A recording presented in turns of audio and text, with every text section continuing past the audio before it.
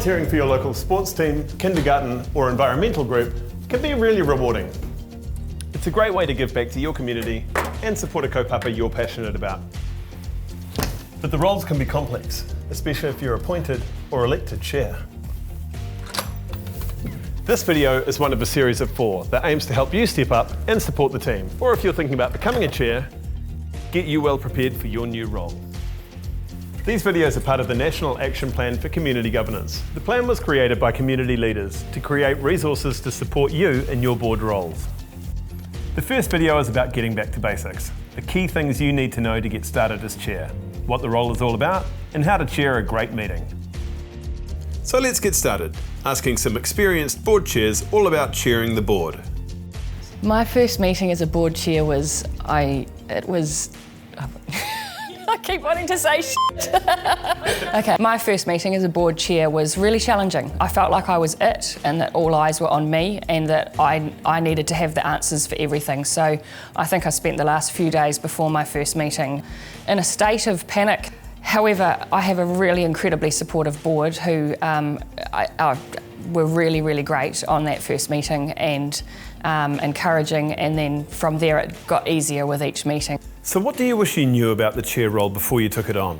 One of the things that I would have liked to have known more about is the context of the organisation. In other words, the history, where is it at, how has it operated, and where do I fit into the scheme of things, and what can I do to help with the transition or whatever is required. I think one of the first things I wish I'd known more about was some of the legal responsibilities, so understanding all of the acts, etc. that we need to be aware of as a board. So what about the time commitment? The time is the biggest, huge thing. I didn't realize how much time I was spending outside the board meetings. It is a lot of preparation in terms of making sure you've got the agenda item, you've got the guest speakers, if you have to have some guest speakers come and present something to your board.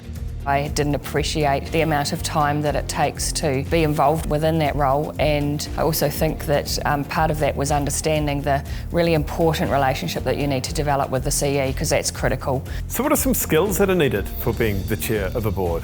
Whether it's skills around understanding finances, whether it's skills around contributing to being a part of the board, whether it's skills or actually knowledge about understanding why you're there. All of these things you need to try and work out. What do people know? What don't they know?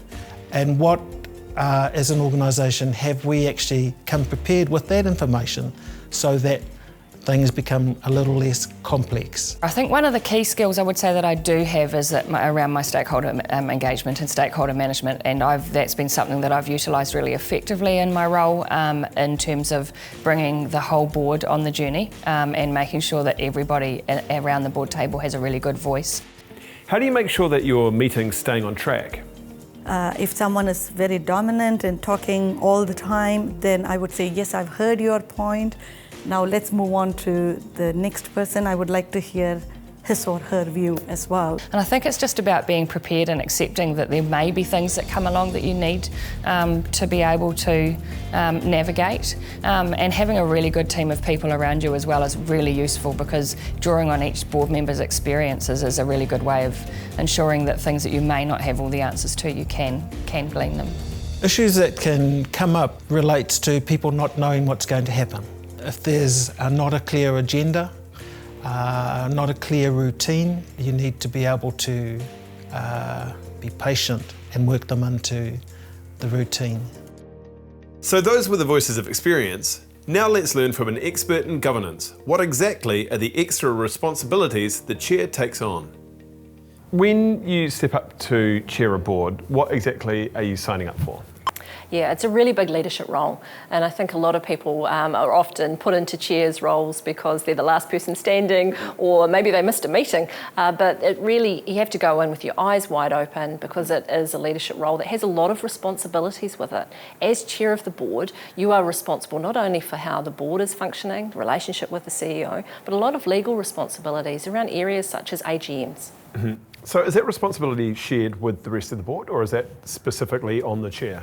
Yeah, so the chair is often talked about as being a leader among peers. So all of the directors are equally responsible for the responsibilities of the board, but as chair there are a couple of things that you are responsible for more so. So things such as board conduct in the boardroom, making sure that the board meetings are being well conducted, things like agendas. The chair's the one who manages that relationship with the CEO. They're responsible for things like board performance, so evaluating individual performance and making sure there's processes in place for feedback around that and the performance of the board as a whole.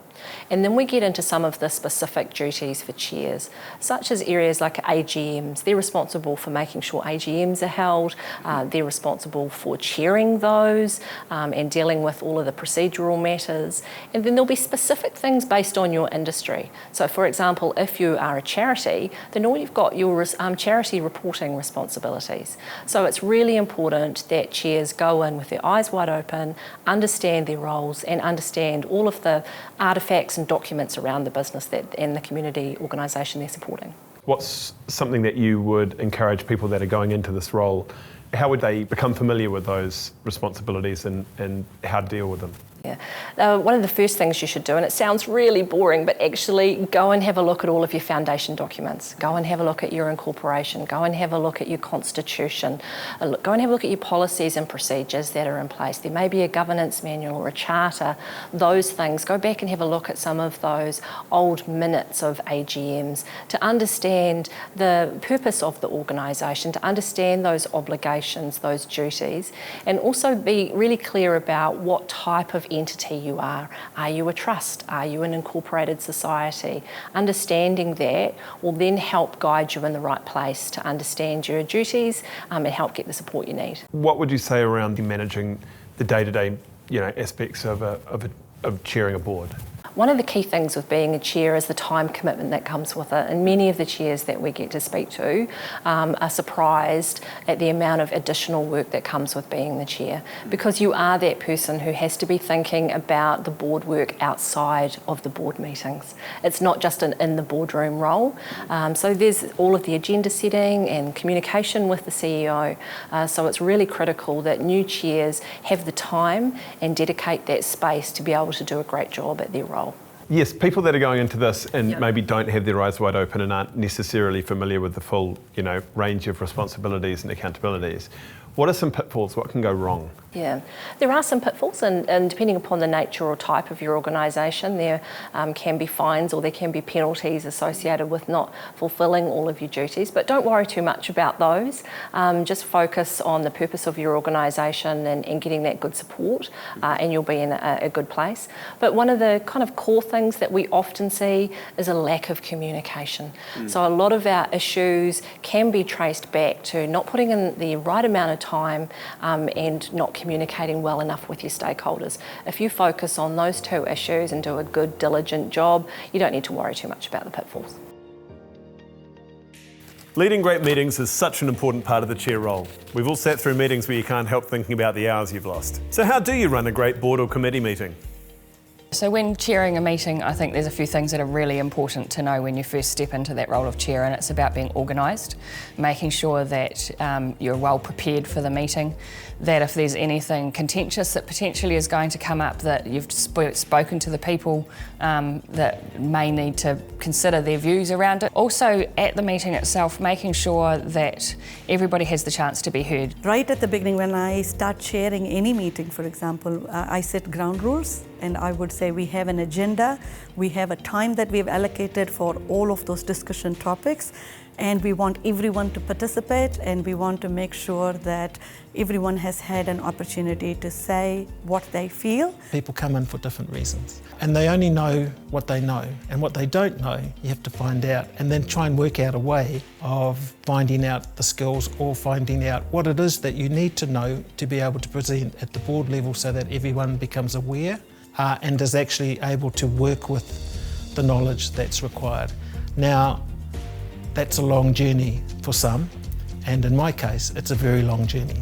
What's some advice you might give to a new chair in running their first meeting? I have realized that some board members like to have a private chat with you before they actually get onto the board meeting, and so that's quite important for you to make yourself available for the board members so that they feel comfortable that I'm there for them, or the chair is always there for them to answer their questions, to prepare them for the board meeting as well. From a personal perspective, be kind to yourself. No one is expecting perfection, and actually perfection doesn't exist.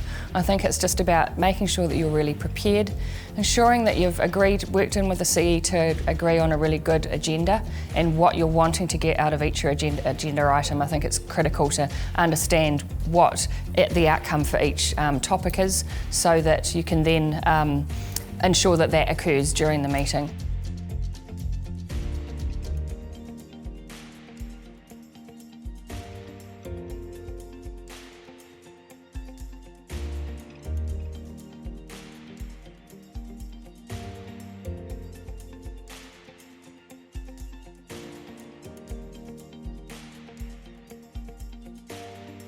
The content for these videos was created with the input of more than 30 experienced board chairs, based on their experiences and what they wished they knew when they got their first chair role.